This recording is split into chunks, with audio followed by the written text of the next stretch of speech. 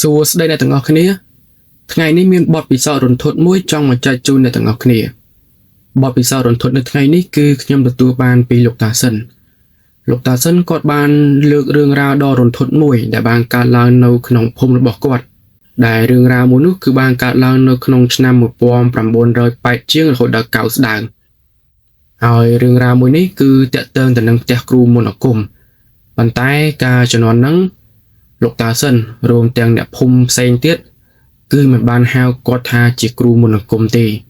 គឺបានហៅគាត់ថាគឺជាគ្រូខ្មោចដោយសារតែជារឿយគឺអ្នកភូមិបានឃើញខ្មោចនៅផ្ទះគាត់ហើយជាពិសេសផ្ទះរបស់លោកគ្រូម្នាក់នោះគឺល្បីថាចិញ្ចឹមអាផងដែរហើយរឿងរ៉ាវដែលកាន់តែរន្ធត់នោះគឺមានការស៊ីសត្វចិញ្ចឹមរបស់អ្នកភូមិថែមទៀតផងចង់ដឹងថាផ្ទះរឿងរ៉ាវគ្រូខ្មោចនេះមានដើមតើងគួរឲ្យខ្លាចរន្ធត់បែបណាខ្លះតោះទៅតាមដានស្ដាប់ជាមួយខ្ញុំទាំងអស់គ្នាចំពោះរឿងរ៉ាវរន្ធត់នៅថ្ងៃនេះគឺទទួលបានពីលោកតាសិនគាត់បានឲ្យដឹងថាផ្ទះគ្រូមន្តអាគមឬក៏ផ្ទះគ្រូខ្មោចមួយហ្នឹងគឺធ្វើឲ្យអ្នកភូមិមានការភ័យខ្លាចជាខ្លាំងហើយលោកតាសិនគាត់ក៏បានបញ្ជាក់ពីការសាងសង់ផ្ទះផងដែរព្រោះការសាងសង់ផ្ទះរបស់លោកគ្រូខ្មោចម្នាក់ហ្នឹងក៏មានរឿងរ៉ាវដូចគ្នាដូច្នេះខ្ញុំសូមលើកដើមតើងនៃការសាងសង់ផ្ទះសិនដោយពេលដែលលោកគ្រូនោះសាងសង់ផ្ទះហ្នឹងគឺនៅក្នុងឆ្នាំ1986ឬក៏87តាសិនក៏ថាគាត់ចាំអត់ច្បាស់ប៉ុន្តែក្នុងឆ្នាំ1986ឬក៏87ហ្នឹងឯងហើយលោកគ្រូម្នាក់នោះគឺបានសាងសង់ផ្ទះគឺសសរឈើជញ្ជាំងឈើនិងដំបូលក្បឿងហើយនៅពេលដែលសាងសង់ការហ្នឹងគឺគេត្រូវលើកសសរកឡោងហើយពេលដែលលើកសសរកឡោងគឺមេជាហ្នឹងគាត់បានសុំលោកតាដែលជាគ្រូខ្មោចហ្នឹងសុំគាត់នៅចេកនិងគ្រឿងដែលត្រូវសែនសសរកឡោងប៉ុន្តែនៅពេលនោះមិនដឹងជាមានរឿងហេតុអីឬក៏មូលហេតុអីទេលោកគ្រូខ្មោចម្នាក់នោះគឺគាត់មិនព្រមដោយគាត់បានប្រាប់មេជាងផ្ទះថាមិនបាច់សែនទេគឺធ្វើយកទៅហើយពេលនោះជាងផ្ទះក៏រៀងចម្លែកចិត្តហើយគាត់ក៏ប្រាប់គាត់ថាសែនទៅល្អជាងព្រោះផ្ទះរស់នៅអីចឹងគាត់ក៏លើកហេតុផលមួយពីរទៅហើយពេលនោះគ្រូខ្មោចម្នាក់នោះគាត់តឹងសរសៃកដាក់មេជានឹងថាកុំចេះពេកផ្ទះរបស់គាត់ឲ្យធ្វើដល់ធ្វើទៅបើនៅមិនកើតក៏ជារឿងរបស់គាត់ហ្នឹងគាត់និយាយដាក់មេជាងអញ្ចឹងហើយមេជាងហ្នឹងគាត់ទៅចែកគ្នាទៅមកទៅគាត់ឲ្យអ្នកភូមិចិត្តហ្នឹងទៅឈរមើលហើយបងប្អូននឹងស្រាប់អីមិនថាជំនាន់មុនជំនាន់នេះទេតែលឺមាត់ឆ្លោះគ្នាគឺតែតែមានអ្នកចង់ដឹងហើយលោកតាសិនគាត់ថាគាត់ពេលហ្នឹងក៏អញ្ចឹងដែរគឺគាត់ទៅមើលអញ្ចឹងតែឆ្លោះគ្នាមូលហេតុអីហើយគាត់ទៅមើលហ្នឹងក៏បានដឹងរឿងរ៉ាវហ្នឹងទៅហើយការហ្នឹងពូជាងផ្ទះហ្នឹងគាត់ថាគាត់មិនចង់សង់ទេដោយសារតែគាត់ខ្លាចគឺគាត់ធ្វើអ្វីមួយសាងសង់អ្វីមួយគឺគាត់តែងតែរៀបសំណែនតាមក្បួនខ្នាតអញ្ចឹងព្រោះគាត់ជឿលើជំនឿដែរគាត់មិនចង់ឲ្យមានបញ្ហាប៉ះពាល់ដល់អាយុជីវិតខុសនេះខុសនោះដល់កូនជាងគាត់អញ្ចឹងប៉ុន្តែគ្រូខ្មោចម្នាក់ហ្នឹងគឺនៅតែមិនព្រមពេលនោះគឺតែសរសៃកនេះឡើងតឹងដែរម្ដងប៉ុន្តែលទ្ធផលចុងក្រោយមេជាងផ្ទះក៏សម្រេចចិត្តធ្វើប៉ុន្តែធ្វើដោយមិនសប្បាយចិត្តដែរដោយសារតែខុសក្បួនខ្នាតគាត់អញ្ចឹងប៉ុន្តែធ្វើម៉េចបើគាត់ជ្រុលក្បាលកពើធ្វើហើយអញ្ចឹងក៏ធ្វើទៅហើយណាមួយមិនផ្ទះគាត់ផងចង់តាមរស់នៅកម្មតាក៏អត់ខ្វល់ទេគាត់ធ្វើឲ្យដល់គាត់ទៅហើយលោកតាសិនគាត់ថាផ្ទះមួយហ្នឹងគឺប្រើរយៈពេលប្រហែលជា4ទៅ5ខែបានសាងសង់រួចហើយចំពោះការសាងសង់ផ្ទះមួយហ្នឹងគឺចដាផ្ទះគឺមាន9កម្មគេអត់ធ្វើគូទេគេធ្វើសេះអញ្ចឹងហើយចំពោះទិដ្ឋភាពផ្ទះលោកគ្រូម្នាក់ហ្នឹងគឺដីគាត់ធំមែនតើហើយចំណែកខាងក្រោយផ្ទះគាត់ហ្នឹងគឺមានគុម្ពឫស្សីស្រុកហើយជាពិសេសគឺមានដើមអំពៅមួយយ៉ាងធំហើយចំពោះដើមអំពៅមួយនេះលោកតាសិនគាត់ថាគាត់អត់ស្គាល់ប្រវត្តិទេព្រោះតាំងពីបែកហើយគាត់មករស់នៅជាប់ផ្លូវជាតិលេខ2ហ្នឹងមកគឺដើមអំពៅហ្នឹងគាត់ឃើញទៅហើយខ្ញុំសូមជម្រាបបន្តិចថាផ្ទះលោកគ្រូខ្មោចហ្នឹងគឺគាត់នៅខាងលិចផ្លូវហើយផ្ទះលោកតាសិនគឺគាត់នៅខាងកើតផ្លូវហើយផ្ទះរបស់ពួកគាត់ទាំងពីរហ្នឹងគឺអត់ទៅមុខគ្នាទេប៉ុន្តែរៀងបច្ឆិគ្នាតែមិនអាចមើលឃើញមុខផ្ទះគ្នាទៅវិញទៅមកច្បាស់ហើយផ្ទះលោកគ្រូខ្មោចហ្នឹងគឺនៅជាប់ជាមួយផ្ទះអ្នកភូមិផ្សេងទៀតហើយលោកតាសិនក៏ប្រាប់ថាកាលពេលហ្នឹងផ្ទះលោកគ្រូខ្មោចម្នាក់ហ្នឹងគឺជារបងឈើហើយយកមែកអាស័យបងប្អូនយើងសម័យនេះរបងថ្មប្រើបន្លាលួសដើម្បីពាត់ជុំវិញហ្នឹងប៉ុន្តែលោកតាសិនក៏ថាផ្ទះគ្រូខ្មោចម្នាក់ហ្នឹងហើយនឹងផ្ទះអ្នកជិតខាងរបស់គ្រូខ្មោចហ្នឹងរបងដែលខាន់ចែកគ្នាហ្នឹងគឺជារបងឈើបង្គោលឈើហ ហើយប្រើមិនអាស័យបលាអាស័យដើម្បីខាន់ចែកគ្នាអញ្ចឹងណាបងប្អូនដែលជាអ្នកជនបទឬក៏ក្មេងជំនាន់មុនគឺប្រហែលជាឃើញច្រើនណាស់លបងរបៀបហ្នឹងហើយបន្ទាប់ពីសាងសង់ហើយហ្នឹងផ្ទះរបស់លោកគ្រូម្នាក់ហ្នឹងគឺអត់មានធ្វើពិធីសូត្រមន្តឡើងទេនេះលោកតាសិនគាត់ថាអត់ឃើញផ្ទះមួយហ្នឹងគឺនិមន្តព្រះសង្ឃមកសូត្រមន្តឡើងទេប៉ុន្តែគាត់មិនច្បាស់ដែរមិនច្បាស់ថាគេបានហៅហើយគាត់មិនបានឃើញមិនបានដឹងហើយគេមិនបានប្រាប់ពួកគាត់គេធ្វើតែស្ងាត់ឬក៏មិនប៉ុន្តែជាទូទៅបងប្អូនអ្នកជនបទពេលធ្វើផ្ទះហើយតែងតែឡើងនិមន្តលោកមកសូត្រកម្មវិធីឡើងផ្ទះអញ្ចឹងហើយក៏តែងតែអញ្ជើញអ្នកជិតខាងមកជួយឲ្យអ៊ូអអអញ្ចឹងប៉ុន្តែលោកតាសិនគាត់ថាផ្ទះលោកគ្រូអ្នកហ្នឹងគឺអត់មានអញ្ជើញអ្នកណាគេទាំងអស់ហើយគាត់ក៏បានសួរដែរគាត់បានសួរអ្នកជាប់លបងជាមួយផ្ទះគ្រូនឹងទៀតគាត់ថាមានឃើញធ្វើវិធីសូត្រមន្តឡើងផ្ទះអត់នេះគាត់ចង់ដឹងរឿងគេដែរគាត់ហ៊ានសួរគេផ្ទាល់ទេព្រោះអីលោកតាសិនគាត់បានដឹងពីប្រវត្តិគាត់ដែរប្រវត្តិលោកគ្រូខ្មោចហ្នឹងគឺមិនធម្មតាចឹងគាត់មិនហ៊ានសូវទៅប៉ះពីគេទៅធ្វើគេខ្នះចិត្តទេប៉ុន្តែហេតុតែចង់ដឹងចេះតែសើបសួរពីអ្នកនេះពីអ្នកនោះចឹងណានឹងហើយគាត់សួរទៅអ្នកចិត្តលបងផ្ទះគ្រូខ្មោចហ្នឹងគាត់ថាគាត់ក៏អត់បានឃើញដូចគ្នាហើយគាត់ក៏អត់បានខ្វាយខ្វល់ដែរគាត់នាំគ្នាបំភ្លេចរឿងនឹងចោលទៅព្រោះជារឿងរបស់គេតែគ្រាន់ថាអ្នកភូមិផងលបងជាមួយពួកគាត់ចេះតែចង់ដឹងចឹងណាហើយលោកតាសិនគាត់បានប្រាប់ថាផ្ទះលោកគ្រូខ្មោចម្នាក់ហ្នឹងគឺរស់នៅតែពីរអ្នកប្រពន្ធគាត់ទេដោយកូនរបស់គាត់ហ្នឹងគឺនៅស្រុកក្រៅហើយគាត់មានកូន3នាក់ហើយកូន3នាក់ទាំងអស់ហ្នឹងគឺនៅក្រៅស្រុកទាំងអស់តាំងពីបាយអពើតមកហ្នឹងរត់ទៅជំរុំជាដែនបន្ទាប់ពីចិនពីជំរុំទៅគឺគេទៅរស់នៅស្រុកក្រៅអស់ហើយគេដែរមកទេហើយកូនហ្នឹងក៏បានហៅគ្រូខ្មោចហ្នឹងហើយប្រពន្ធគាត់ហ្នឹងទៅនៅប្រទេសក្រៅដែរប៉ុន្តែលោកគ្រូខ្មោចហ្នឹងគាត់មិនព្រមហើយនៅពេលដែលប្តីមិនព្រមប្រពន្ធហ្នឹងក៏អត់ទៅហើយកូនក៏គេមាននិយាយដែរគេថាបើចង់ទៅពេលណាប្រាប់គេពេលហ្នឹងអញ្ចឹងគេរៀបចំឯកសារហើយចំពោះលោកគ្រូខ្មោចហ្នឹងវិញលោកតាសិនគាត់ថាមិនដែរឃើញចេញមកនិយាយលេងជាមួយអ្នកណាទេគឺឃើញតែនៅក្នុងផ្ទះឃើញនៅក្រោមម្ដងគឺចេញមកពុះអស់មកមើលដំណាំគាត់អញ្ចឹងពេលគាត់នេះហើយគាត់ចូលក្នុងវិញនៅក្នុងផ្ទះគាត់ទេគឺគាត់ដែរទៅរាក់តាក់ជាមួយអ្នកចិត្តខាងជាប់របងអីទេគឺអត់ហ្មងលោកតាសិនគាត់សម្គាល់មើលហើយចំពោះការសាងសង់ផ្ទះរបស់គាត់តាំងពីហើយដំបូងហ្នឹងគឺអត់មានបញ្ហាទេគឺធម្មតាប៉ុន្តែផុតពី6ខែឡើងគឺម្នាក់គឺគេនិយាយដូចគ្នាហើយនេះខ្ញុំសូមនិយាយពីលោកតាសិនលោកតាសិនគាត់ថានៅក្នុងល្ងាចមួយប្រហែលជាម៉ោង6ជាងគាត់ថានៅពេលនោះគឺគាត់កំពុងតែអង្គុយលើប៉ៅអ៊ីឈើមកផ្ទះគាត់ហ្នឹងគាត់អង្គុយបែរមកខ្នល់មើលទៅម៉ូតូឡាននៅផ្លូវជាតិលេខ 2 ហ្នឹងហើយគាត់ថាការចំនួនហ្នឹងមិនសូវមានទេគឺមានកង់ឆ្នាំណាមានអតិគោហើយម៉ូតូឯមួយអញ្ចឹងគាត់អង្គុយលេងហ្នឹងគាត់ហូបតែហើយគាត់ជក់បារីសឹកសង្កែគាត់ថាគាត់អង្គុយគាត់ក៏កលៀសភ្នែកទៅផ្ទះលោកគ្រូខ្មោចម្នាក់ហ្នឹងស្រាប់តែគាត់ឃើញមាននារីម្នាក់លៀបពាក់ឈុតខ្មៅហើយអង្គុយនៅមាត់ចដាលោកតាសិនគាត់ថានារីម្នាក់ហ្នឹងគឺនៅអង្គុយមាត់ចដាកម្មទី9កម្មខាងលើបងអស់ហ្នឹងហើយជើងរបស់នាងមកដល់កម្មចុងក្រោមបងអស់ហើយអ្វីដែលកាន់តែរន្ធត់ណាលោកតាសិនគាត់ថា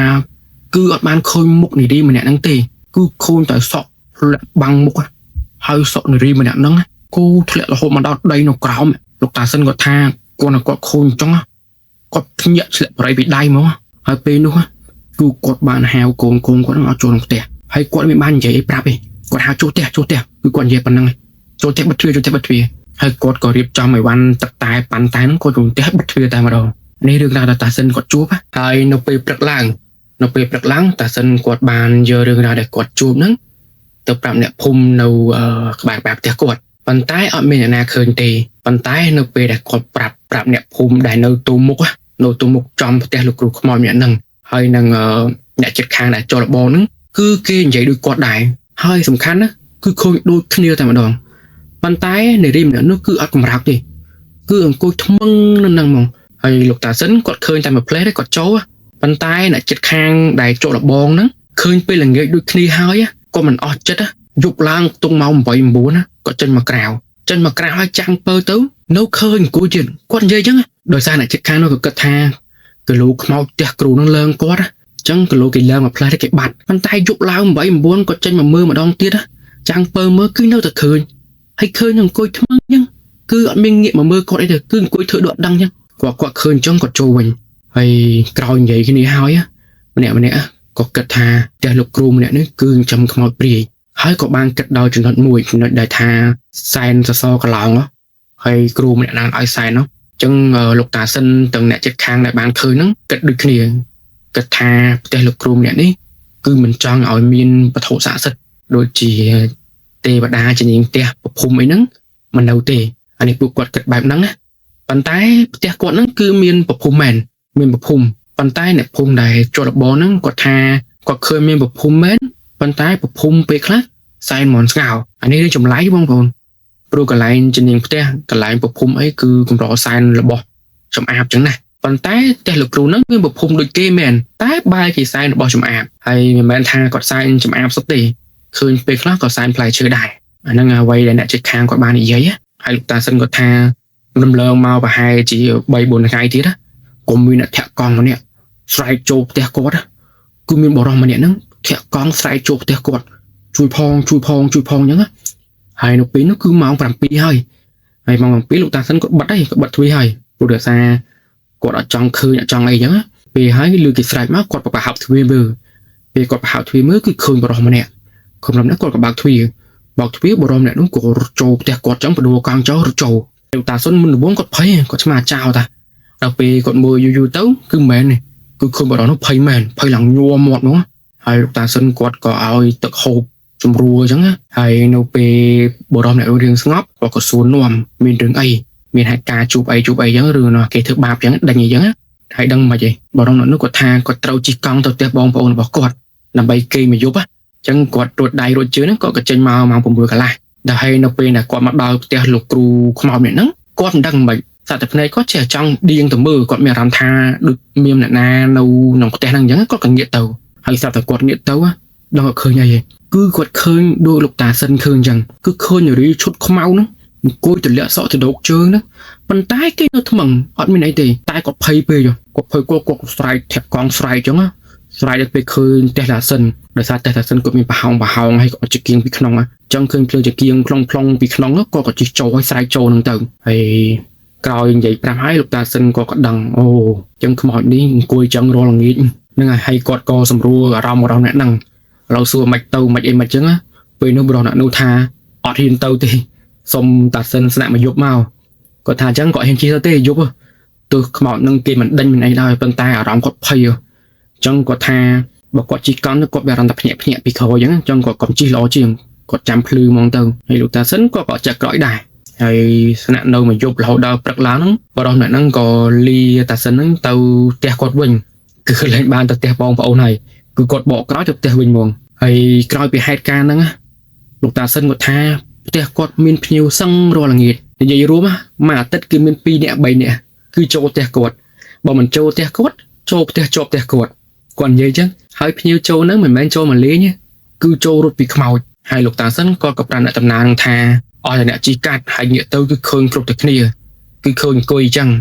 bàn tay kẹt thôi ấy thì cứ kiêng coi thực kế ta xin còn dây bạn lại tầm nào đã chỉ cắt nó nằng hay du tao hay chỉ mặc hai cào tiết lục ta xin có tha tầng nẹt đồng na tầng quạt ấy cứ xôm mà cho ra cứ xôm mình không mọi coi nữa có tha du tao mẹ làm tha cừu mẹ nó cứ được pra không nó được cột pri nữa phải chỉ pri bong không pri mẹ nó cứ ăn coi diêm tiền mà rồi có tha ở tại là nghĩ lòng bị đừng chết là ngất nó cứ khơi prim này nó bằng quỳ năng hay nè kha có tha quỳ khôn từ trong tôi lứa bản bạt mình hay cứ khôn ro tháng ngày ở đại kha này đặc biệt du tớ bị xô mà nè kha trong khơi càng nghĩa tớ và nè kha cái đắng cái ẩn nghĩa mỏng chỉ đa đắng cái nghĩa một tranh mỏng có ta chơi cất chớn nó thòm đá mỏng mà kê nó để kê quạt nó để quạt trứng hay na môi kia thử ai dương nhá giúp có cất chẳng mọi người còn lên tàu chỉ khai tàu chỉ thò mà đà chẳng á phần tay mày rồi thuật phần năng ấy nè lục ta sinh ngọt tha rung lân vì năng phai chỉ còn là khái và pôn nó bọc cừu mỏng nhẹ nắng á cứ ba năm này chết hàng này trộn bong tè quạt nắng có tha sai láng có tông pin hơi có lên màu bình trắng á hơi là trộn bong còn xua đài tha tông pin thành nơi mày trắng á hơi và pôn cừu mỏng nhẹ nó có ban giấy tha có tông nông pin hơi cứ có trăm rồi ai cái xá lan tơ cào sốc chỉ môi con nó bọc quạt cứ quạt lên mà khai bình hơi hai nụ pin nó cái ban số đài chụp đầy quạt tàu ọt ហើយប្រពន្ធគ្រូខ្មោចនោះបាននិយាយថាប្តីគាត់គឺអត់ទៅទេប្រពន្ធរបស់គ្រូខ្មោចអ្នកហ្នឹងថាចិត្តគាត់ចង់ទៅតាំងថ្ងៃហ្នឹងតែដោយសារអត់មានឡានជិះហើយបងប្អូនដឹងហើយជំនាន់មុនហ្នឹងគឺមិនចេះថាចង់ទៅភ្លាមមានអីជិះដល់ឥឡូវណាព្រោះពេលខ្លះមួយអាទិត្យមានឡានឡើងពីជើងហ្នឹងឡានតាក់ស៊ីក្នុងភូមិស្រុកមានប៉ុន្តែលើកលែងថាមានគ្នាច្រើនមានអីវ៉ាន់ត្រូវផ្ញើមានអីចឹងបានគេឡើងទៅព្រោះពេលខ្លះគេអត់ចង់ឡើងទៅខាតជើងអត់មានម៉ូយមានអីចឹងហើយលុះស្អែកឡើងគឺក៏ទៅមែនទុកបាត់ហើយគ្រូខ្មោចនោះក៏នៅផ្ទះហ្នឹងនៅតែឯងចឹងទៅហើយក្រោយពីប្រពន្ធលោកគ្រូខ្មោចចេញទៅបាត់ប្រហែលជា2ខែជាងគឺផ្ទះចរបងលោកគ្រូខ្មោចម្នាក់ហ្នឹងចាប់ផ្ដើមមានបាត់សัตว์ចិញ្ចឹមកាលហ្នឹងគាត់ចិញ្ចឹមមាន់ចិញ្ចឹមទាហើយនៅពេលដែលគាត់ដើររទៅគឺឃើញបំណែកសាកសពដូចពវៀនតិចតួចហ្នឹងគឺនៅជាប់អាបឡាអាស័យលបងហ្នឹងហើយនៅពេលនោះអ្នកភូមិដែលនៅជាប់ហ្នឹងក៏គិតថាអាចឆ្មាព្រៃឬក៏កដោយអញ្ចឹងប៉ុន្តែចាប់តាំងពីថ្ងៃដើមហេតុហ្នឹងគឺបាត់សឹងតែរាល់ថ្ងៃគាត់ថាបាត់យូរសឹងអស់មន់ទាពីត្រង់នៅពេលអញ្ចឹងគាត់ចាប់តាំងសង្ស័យគាត់ក៏បានមកនិយាយមួយតាសិនគិតគ្នាអញ្ចឹងហើយលោកតាសិនគាត់ក៏មានយោបល់ដែរគាត់ហ៊ាននិយាយដែរតែគាត់ផ្ដល់យោបល់ថាធ្វើត្រង់ឲ្យចិត្តទៅគឺវាយបន្ទះរនាបអាស័យគឺពេលហ្នឹងមានត្រង់ដែកត្រង់អីទេគឺភាគច្រើនបាត់អាស័យធ្វើត្រង់អញ្ចឹងលោកតាសិនក៏ផ្ដល់យោបល់ថាឲ្យបាត់អញ្ញឹកហើយក្រោយពីគាត់ធ្វើតាមទៅគឺលែងសូវបាត់មែនប៉ុន្តែទៅបាត់តែអ្នកផ្សេង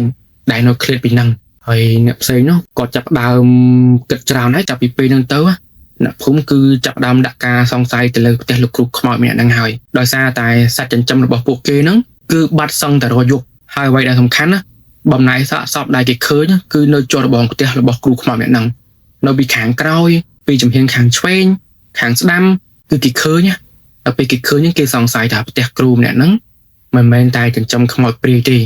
គឺចិញ្ចឹមអាបទៀតនេះអ្នកភូមិដាក់ការសង្ស័យប៉ុន្តែគេអត់ដែលឃើញភ្លើងទេ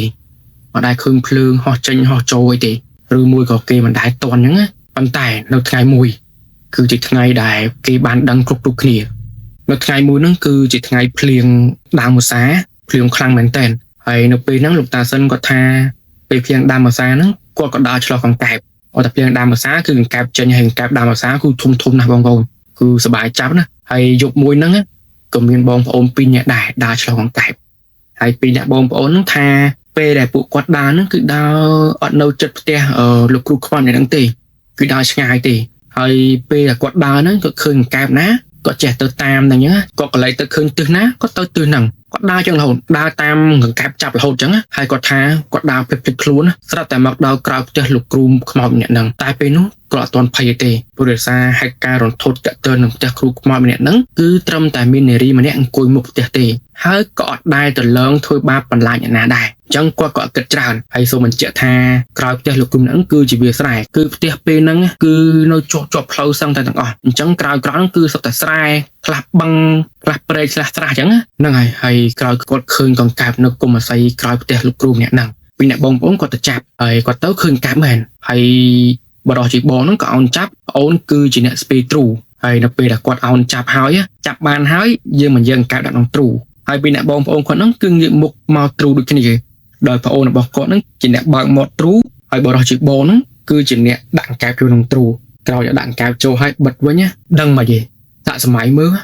ពីអ្នកបងប្អូនហ្នឹងងាកទៅគុំអាស័យម្ដងទៀតដើម្បីមើលក៏លោមានកង្កែបទៀតអញ្ចឹងស្រាប់តែងាកទៅព្រមគ្នានោះគឺពីអ្នកបងប្អូនហ្នឹងគឺឃើញអាបនោះ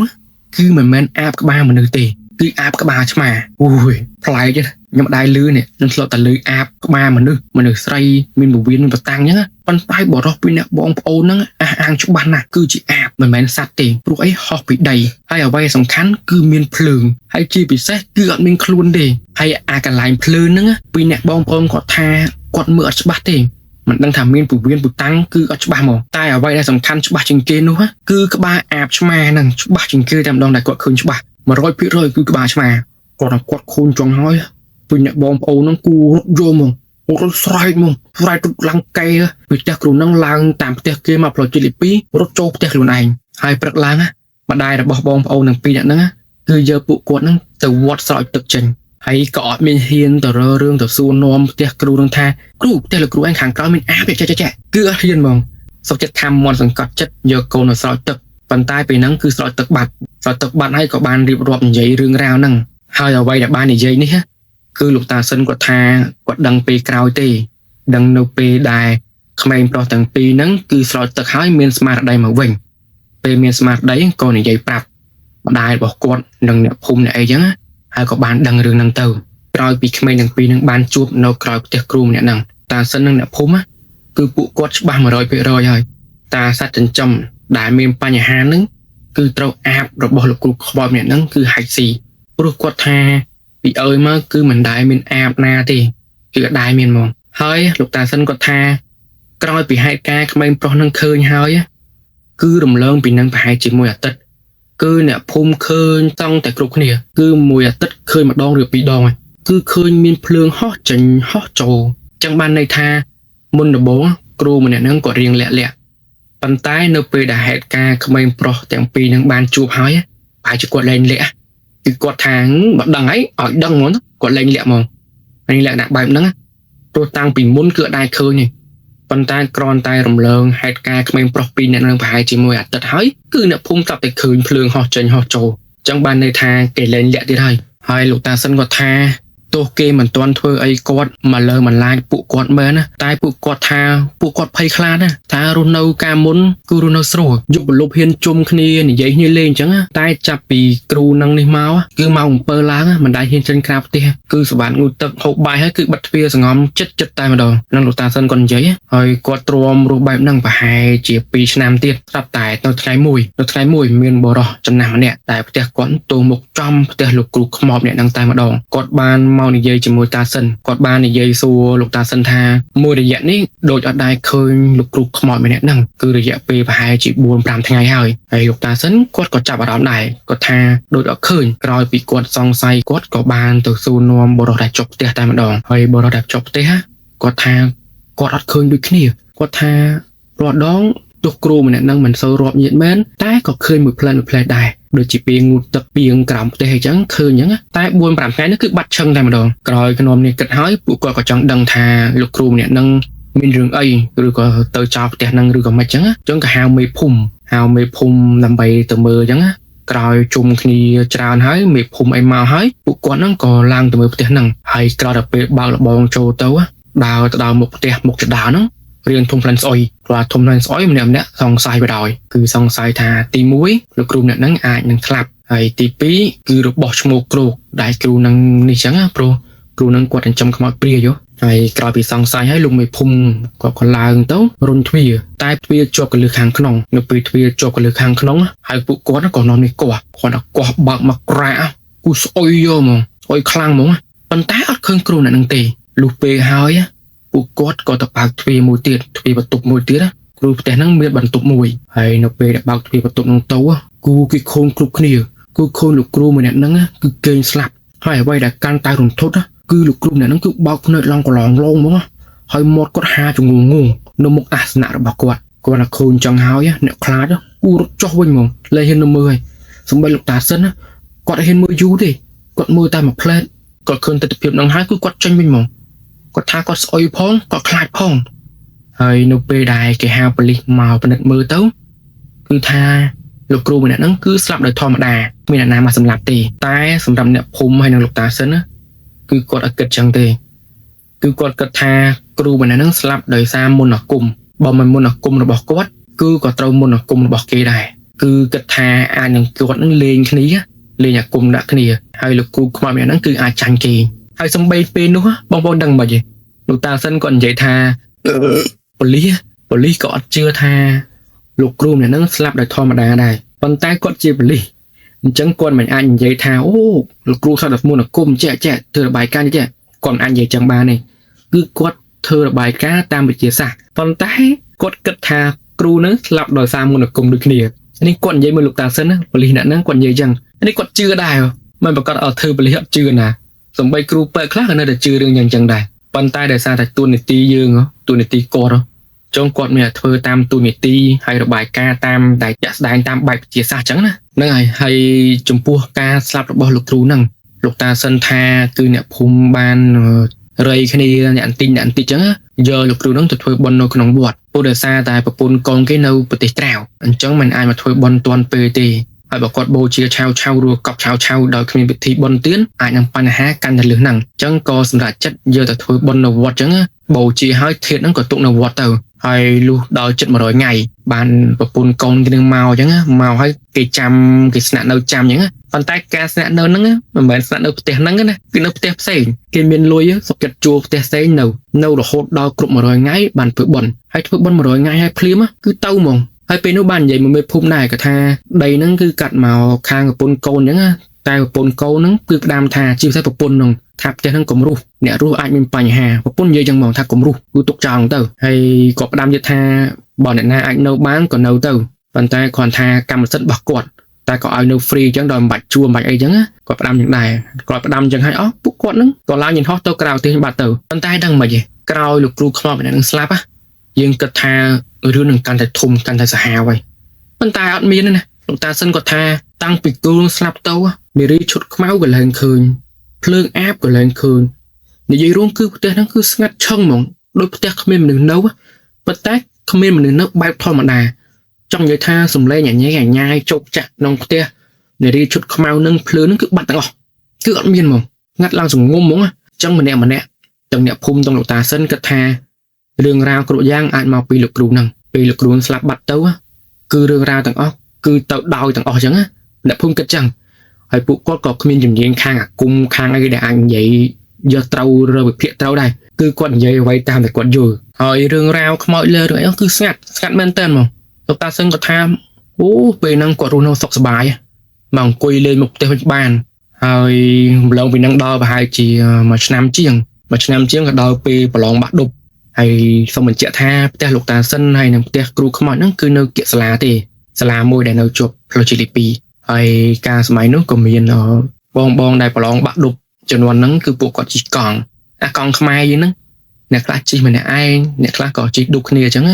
ព្រោះអ្នកខ្លះពួកគាត់កង់រើជិះក៏មិនមានដែរពីជើងគាត់ដើរទៅរៀនទេហើយដល់ពេលមកឆ្ងាយគាត់សុំ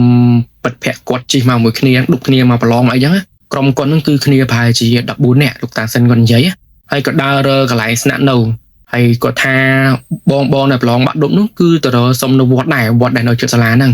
ប៉ុន្តែដោយសារវត្តមនុស្សច្រើនពេកសោះច្រើនពេកពេលហ្នឹងដល់ពេលអញ្ចឹងក៏មករកសុំជួលពេលហ្នឹងគាត់សុំជួលផ្ទះអ្នកភូមិនៅជិតសាលាអញ្ចឹងហើយផ្ទះខ្លះក៏គេជួលផ្ទះខ្លះក៏មានកន្លែងស្នាក់ក៏គេជួលអត់កើតហើយលោកតាសិនគាត់ថានៅពេលដែលពួកបងទី12មកសុំជួលផ្ទះគាត់ហ្នឹងគាត់ថា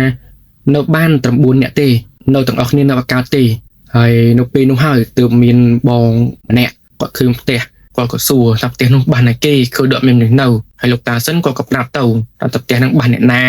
ដើមតើងមិនខ្លះរឿងរ៉ាវរន្ធត់មិនខ្លះគាត់ប្រាប់ទាំងអស់ហើយគាត់ក៏ប្រាប់ដែរថារឿងរ៉ាវហ្នឹងគឺស្ងប់មួយឆ្នាំជាងហើយតាំងពីគ្រូនឹងស្លាប់ទៅចឹងហើយនៅពេលចឹងហើយពួកបងបាក់ឌុបហ្នឹងគាត់ថាចុះបើគាត់ទៅនៅបានអត់ហើយលោកតាសិនគាត់ថានៅបានអត់ទៅហ៊ាននៅសុំមេភូមិមេអីទៅហើយពួកបងនោះក៏ប្រាប់តាសិនថាពេលហ្នឹងគាត់ថាអូយអើយតើហើយនៅទៅមិនអីទេហើយគ្នានឹងច្រើនណាស់10នាក់ហ្នឹងហើយណាមួយនិយាយថាស្ងាត់មួយឆ្នាំជាងហ្នឹងហើយលោកតាសិនគាត់ថានៅក៏នៅទៅហើយគាត់ប្រាប់អស់ហើយរឿងស្ងាត់ហ្នឹងគឺស្ងាត់មែនសួរគេទៅគាត់ឲ្យសួរចឹងហើយពេលហ្នឹងពួកបងនោះក៏ចេញទៅ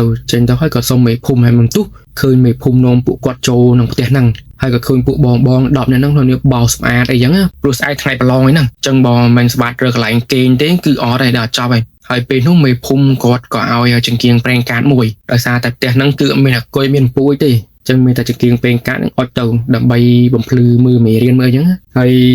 ក្រោយស្អែកឡើងពេលល្ងាចក្រោយចេញពីប្រឡងលោកតាសិនក៏បានសួរនាំពួកបងទាំង10នាក់ហ្នឹងអញ្ចឹងគាត់ថាស្នាក់នៅមិនដែរមានជួបអីអត់ហើយបងទាំង10នាក់ហ្នឹងគាត់ថាអត់អីហងស្នាក់នៅស្រួលអញ្ចឹងអត់មានជួបអីទេហើយលោកតាសិនក៏គិតថាអូប្រហែលជាសាបលៀកមែនហើយអញ្ចឹងគាត់ក៏និយាយនាំសួរនាំទៅគាត់ក៏មកផ្ទះគាត់វិញហើយក៏រំលងដល់ថ្ងៃប្រឡងចុងក្រោយប្រឡងមិនចប់ហើយពួកបងហ្នឹងក៏អត់ទាន់ត្រឡប់ទៅវិញដែរពេលពួកគាត់ជិះទៅទិញម្ហូបក៏បានជួបតាសិនហើយនិយាយគ្នាអញ្ចឹងតាសិនក៏សួរនាំទៅវិញពេលណាអញ្ចឹងហើយពួកបងហ្នឹងក៏ថាគាត់ចង់ប្រឡងហើយទៅវិញភ្លាមដែរតែដោយសារអស់កម្លាំងពេកហើយផ្ទះគាត់ឆ្ងាយ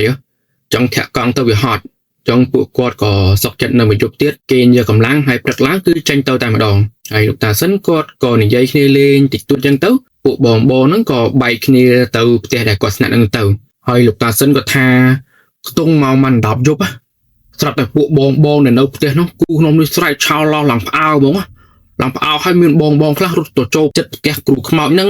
មានបងខ្លះទៀតរត់ទៅផ្ទះតូបមុខហ្នឹងហើយក៏មានបង3នាក់ដែរដែលរត់ចូលផ្ទះលោកតាសិនគាត់និយាយគាត់ថារត់មកឡើងញក់តាច់មកហើយក្នុងវាស្រែកឆោឡោផ្អោពេញហ្នឹងហើយពេលនោះពេលលោកតាសិនក៏សួរនំក៏ខ្លាចថាមានរឿងអីមានឆ្លោះគ្នាឬក៏ចោលអីចឹងដល់ពេលគាត់សួរនំទៅគឺថាខ្មោចលងគា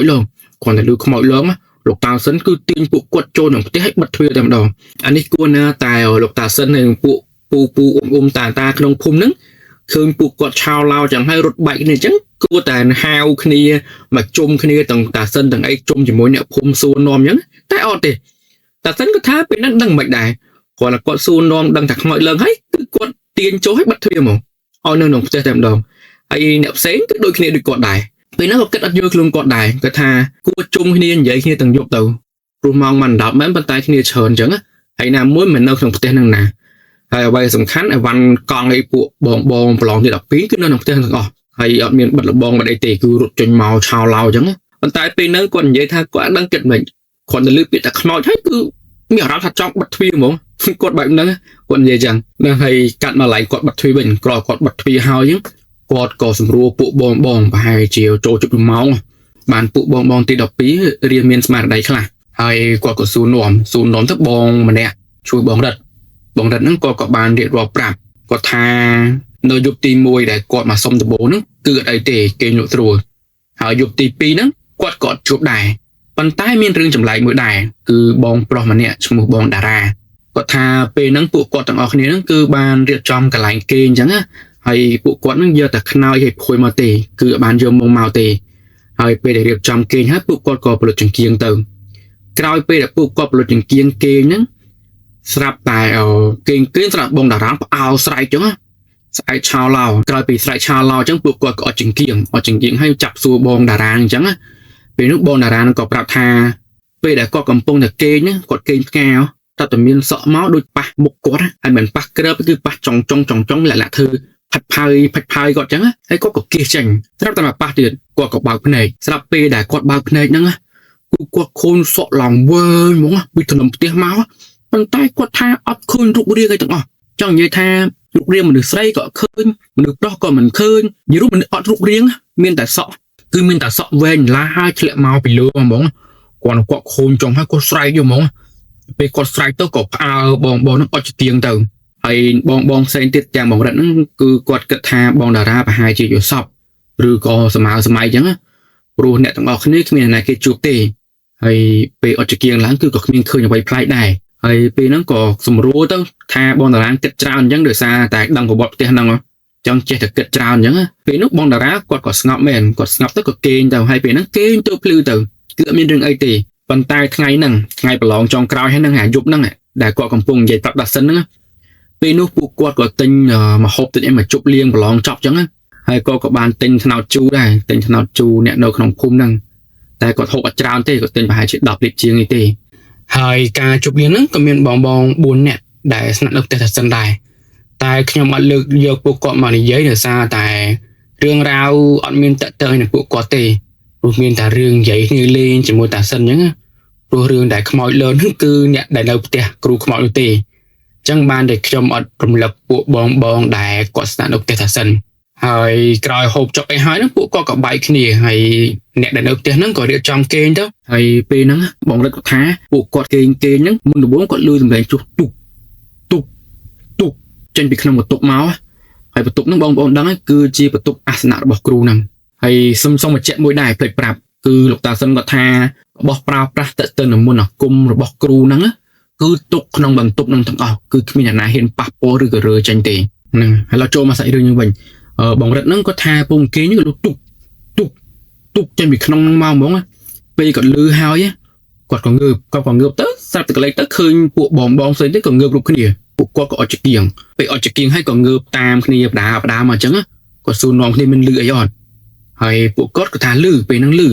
ប៉ុន្តែអាពេលអត់ចង្គៀងហ្នឹងហើយគេលែងលឺណាហើយពួកគាត់ក៏គិតគ្នា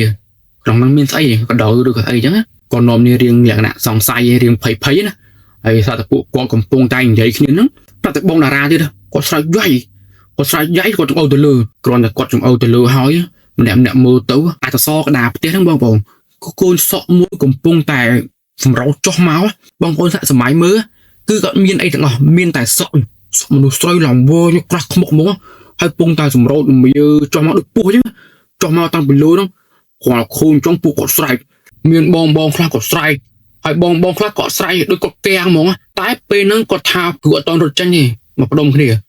គាត់តែពួកគាត់ផ្ដុំគ្នាហើយតើតែមានឈាមហូរតាមជញ្ជាំងមកហ្មង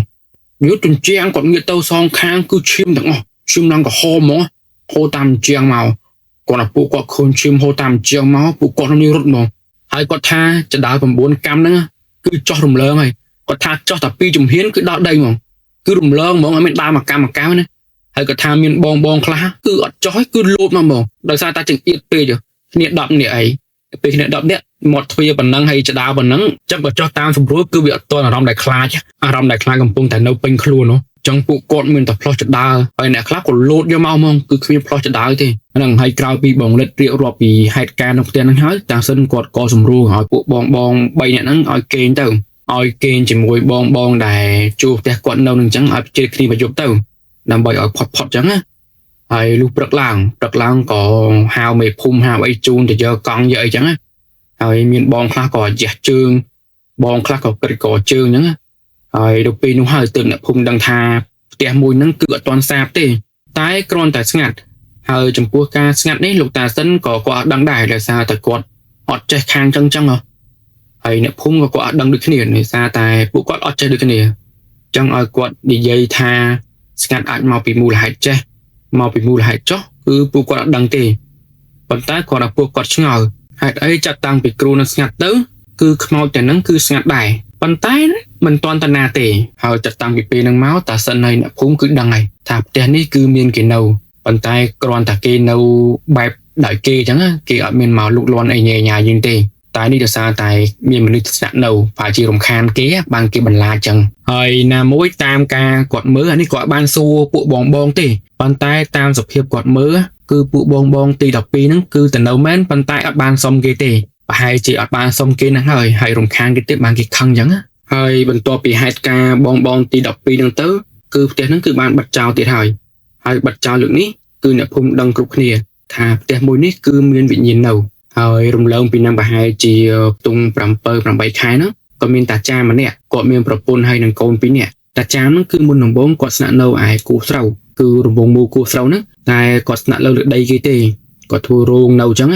ហើយនៅពេលដែលគេលក់ដីឲ្យអ្នកធំម្នាក់គឺអ្នកធំហ្នឹងទិញច្រើនមែនទែនគឺទិញសឹងទាំងអស់មកប៉ែកហ្នឹងដល់ពេលដែលគេទិញដីហ្នឹងទៅតាចាហ្នឹងក៏អត់មានកន្លែងនៅហើយគាត់មកប៉ែកខាងត្បូងហ្នឹងគាត់មករកកន្លែងស្នាក់នៅដើម្បីមានរស៊ីឬអីកើតអញ្ចឹងហើយតំបន់ផ្ទះតាសិនហ្នឹងគឺនៅគៀកផ្សារដែរផ្សារហ្នឹងគឺធំដែរផ្សារហ្នឹងឆ្ងាយពីផ្ទះគាត់ប្រហែលជាខ្ទង់1គីឡូជាងទេហើយតាចាហ្នឹងគាត់ដើរមកទៅក៏ឃើញផ្ទះមួយហ្នឹងគាត់ក៏បានសួរនាំអ្នកជិតខាងហ្នឹងអញ្ចឹងហើយអ្នកជិតខាងគាត់ក៏ប្រាប់ថាផ្ទះហ្នឹងគឺម្ចាស់គេអត់នៅទេម្ចាស់គេនៅប្រទេសក្រៅអញ្ចឹងប៉ុន្តែផ្ទះមួយហ្នឹងគឺមានបញ្ហាបើតាចាមនៅបានក៏នៅទៅគឺគេមិនយកថ្លៃជួលថ្លៃអីទេហើយតាចាមគ្រាន់តែគាត់លឺអញ្ចឹងគាត់ទៅឈរមកផ្ទះហើយគាត់អើតលើមហើយគាត់ក៏បានទៅផ្ទះមេភូមិដើម្បីសុំមេភូមិសុំអីចឹងហើយមេភូមិគាត់ក៏អត់ចេះអាក្រក់ដែរហើយបើតាចាមដឹងរឿងរ៉ាវហើយនៅតែនៅបានក៏នៅទៅហើយនៅពេលនោះតាចាមហើយនឹងប្រពន្ធគាត់ក៏សម្រេចចិត្តនៅទីនោះប៉ុន្តែមុននឹងនៅគឺអ្នកភូមិឃើញគ្រប់គ្នាគឺឃើញតាចាហ្នឹងមិនដឹងធ្វើវិធីអ្វីទេនៅកន្លែងចណ្ដាលផ្ទះធូរយ៉ាងយូរហើយកន្លះម៉ោងឯដែរពេលតាចាមធ្វើហើយបានពួកគាត់ហ្នឹងឡើងទៅលើផ្ទះហើយឡើងទៅលើផ្ទះទៅក៏ឃើញគាត់បោសសម្អាតបោសអីចឹងហើយមេភូមិក៏ផ្ដាំតាចាមដែរថានៅតែផ្ទះហ្នឹងតែកុំចូលបន្ទប់ដែលគេចាក់សោចឹងហើយតាចាមគាត់សន្យាដែរថាគាត់អត់ប៉ះពាល់ទេហើយតាចាមគាត់ក៏រស់នៅបានប្រហែលជាមួយខែជាងអ្នកភូមិគាត់ចាត់ដើមរៀងសិទ្ធស្នាគ្នាអញ្ចឹងពេលរៀងសិទ្ធស្នាគ្នាហើយតាសិនហើយនឹងអ្នកជាប់បងផ្ទះលោកគ្រូខ្មោចហ្នឹងក៏បានឈើនិយាយគ្នាលេងហើយតាចាមក៏មកឈើក្បែរលបងនិយាយគ្នាលេងអញ្ចឹងហើយពេលនោះតាសិនគាត់ក៏បានសួរថាផ្ទះហ្នឹងនៅអត់មានអីទេហើយគាត់និយាយថាក្មេងៗគ្នានៅឃើញសក់ឃើញឈាមឃើញអីចឹងតាចាមក៏បានប្រាប់ដែរគាត់ថានៅផ្ទះហ្នឹងទៅសកដាផ្ទះហ្នឹងគឺមានដំដៃគោមួយទឹកនៅទៅសហ្នឹងហើយគឺស្រោចឈាមពីលើទៀតគឺមិនដឹងថាម្ចាស់ផ្ទះអ្នកធ្វើឬក៏អ្នកណាអ្នកធ្វើហ្នឹងលោកតាចាមគាត់និយាយចឹងហើយក្រោយពីតាចាមនិយាយចឹងហើយ ទើបលោកតាសិនហើយនឹងអ្នកជិតខាងដឹងថាលោកតាចាមអ្នកនេះគឺចេះអាគមតាសិនក៏គិតថាអូចឹងតែមិននៅបានហើយលោកតាសិនក៏សួរដែរតើវិធីហ្នឹងគេធ្វើដើម្បីអ្វីហើយតាចាមក៏អត់សូវច្បាស់ដែរតែវិធីហ្នឹងគឺដឹងមួយយ៉ាងគត់គឺសង្កត់ព្រលឹងព្រាយឲ្យនៅផ្ទះហ្នឹងអត់ឲ្យទៅណាទេហើយតាសិនក៏សួរទៀតថាបានដកដែកគោលចេញនៅហើយតាចាមនោះក៏បានថាគាត់ដកទេហើយតាសិនក៏បាននិយាយដែរគេថាជាមិនដកគ្នាឲ្យចេញទៅចឹងឬក៏មិនចឹងហើយលោកគ្រូចាមគាត់អត់មកទេគាត់ញឹមចឹងហើយគ្រួសារលោកតាចាមក៏រស់នៅហ្នឹងប៉ុន្តែមួយរយៈក្រោយអ្នកភូមិហើយនឹងលោកតាសិនគាត់ឃើញថាប្រពន្ធហើយនឹងកូនរបស់លោកតាចាមហ្នឹងគឺគេនៅក្រោមផ្ទះក្រែក្រោមផ្ទះគឺអត់ដែរឡើងលើទេគឺល្ងាចឡើងឃើញពួកភ្លើងចម្បាំងហើយចោមុងគេនៅក្រោមផ្ទះហើយអ្នកគេលើផ្ទះគឺមានតែតាចាមទេប៉ុន្តែមិនដែលឃើញមានខ្មោចព្រាយអីទេអ្នកភូមិគាត់និយាយតែគេឧស្សាហ៍ឃើញមានឡានមានម៉ូតូចេញចូលផ្ទះតាចាមហ្នឹងហើយនៅពេលក្រោយទៅគឺគេដឹងថាអ្នកដែលមកនោះគឺជាកូនសិស្សគឺគេមកពឹងពាក់ធ្វើស្នេហ៍ធ្វើអីរស៊ីអញ្ចឹងហ្នឹងគឺអ្វីដែលគេដឹងនៅពេលក្រោយហើយរំលងពីហ្នឹងខ្ទង់ឆ្នាំ2000ជាងលោកតាចាមហ្នឹងក៏បានស្លាប់ក្រោយពីលោកតាចាមហ្នឹងបានស្លាប់ទៅប្រពន្ធកូនរបស់គាត់ហ្នឹងក៏ចេញពីផ្ទះហ្នឹងទៅព្រោះមិនមែនជាផ្ទះគាត់ហើយណាមួយផ្ទះហ្នឹងគឺមានបញ្ហាអញ្ចឹងនៅពេលដែលលោកតាចាមស្លាប់អញ្ចឹងគឺប្រពន្ធកូនលែងហ៊ាននៅហើយតើសិនក៏គិតថាប្រហែលជាផ្ទះហ្នឹងនៅតែមានប៉ុន្តែគាត់តែមិនសាហាវមិនបង្ហាញខ្លួនអីចឹងព្រោះថាប្រពន្ធកូនរបស់លោកតាចាមហ្នឹងគឺមិនហ៊ានគេងលើសុកចិត្តមកគេងក្រោមចឹងតិចហើយទួតគឺដឹងតែឃើញដឹងតែឮហើយនេះតាមអ្វីដែលអ្នកភូមិរួមទាំងតាសិនគាត់បានគិតហ្នឹងហើយបងប្អូនហើយចំពោះរឿងរ៉ាវមួយនេះគឺមានតែប៉ុណ្្នឹងទេហើយផ្ទះមួយហ្នឹងគឺនៅដល់សប្តាហ៍ថ្ងៃផ្ទះមួយហ្នឹងគឺនៅខាងលិចផ្លូវជាតិលេខ2ហើយជុំវិញផ្ទះហ្នឹងគឺអ៊ូអរណាស់ប៉ុន្តែលបងឥឡូវមិនដូចមុនទេគឺលបងអត់ខ្ពស់បាំងយកមកមិនដូចមុនលបងឫស្សីឥឡូវធ្វើលបងអត់បាំងចិត្តអស់ហើយអ្នកភូមិគេធ្វើបាំងអញ្ចឹងដោយសារតែគេមិនចង់ឃើញមិនចង់អីឬយើងអត់ដឹងរឿងហ្នឹងហើយចំពោះរឿងនេះរឿងប្លែកហ្នឹងហ្នឹងគឺមានព្រាយមកអង្គុយចាំមកទ្វារហ្មងហើយដូចអង្គរៈដូចស្ដាច់មានសេនាការពារអញ្ចឹងតែនេះមិនសេនាការពារសេនាព្រាយយាមនៅមាត់ចដើមហ្មងអញ្ចឹងគាត់ក្លែកទឹកឃើញគឺលែងហ៊ានឡើងហ្មងគឺលែងហ៊ានចូលហ៊ានប៉ះផ្ទះហ្នឹងហ្មងហើយអ្នកភូមិលោកតាសិនលោកគិតដែរគេថាព្រាយហ្នឹងឲ្យឃើញដោយសារតែលោកគ្រូខ្មោចហ្នឹងគាត់ចង់បង្ហាញឲ្យឃើញគាត់ចង់មកអួតទឹកគាត់ឬក៏មិនព្រោះបានឃើញសឹងគ្រប់គ្នាហើយចំពោះស្ត្រីខិតខ្មោចហ្នឹងគឺរៀងប្លែកណាមកអង្គុយមកផ្ទះប៉ុន្តែអ្វីដែលកាន់តែប្លែកនោះគឺអាបបងប្អូនដែលឃើញអាបក្បាលឆ្មាអានេះចម្លែកទេបងប្អូនខ្ញុំទៅលឺលើកទី1ណាដែលលឺថាអាបសัตว์អាបក្បាលឆ្មាមិនមែនអាបមនុស្សគឺជាអាបសัตว์ទៅពេលអញ្ចឹងប្លែកមែនតើហ្មងហើយមិនដឹងថាមានមែនឬក៏អត់បងប្អូនដែលធ្លាប់លឺចាស់និយាយបើសម្រាប់ខ្ញុំទៅលើកទី1ដែលលឺលោកតាសិននិយាយពីរឿងនេះគឺចម្លែកមែនតើហើយផុតពីនឹងមកបងទី12នោះក៏ជួបដែរតែជួបហ្នឹងគឺយើងគិតថាធ្ងន់ក៏បានគិតថាសាក៏បានព្រោះឃើញតែសក់តែបើយើងគិតសម័យយើងនៅក្នុងហេតុការណ៍ហ្នឹងវិញមិនស្រាណាគឺតែសក់សម្រោតចុះមកពីលើហើយបន្ទាប់ហ្នឹងឲ្យខូនឈាមហូរពេញច្រាំងផ្ទះបើយើងនៅក្នុងហេតុការណ៍ហ្នឹងគឺមិនស្រាទេបើស្រាពួកគាត់មិនមែនសុខចិត្តផ្លោះដៃផ្លោះជើងទេនឹងអរគុណបងប្អូនហើយកុំភ្លេចជួយចុច Subscribe channel ខ្ញុំមួយផងដើម្បីឲ្យខ្ញុំធ្វើវីដេអូបន្តទៀតចឹងបាទអរគុណជម្រាបលា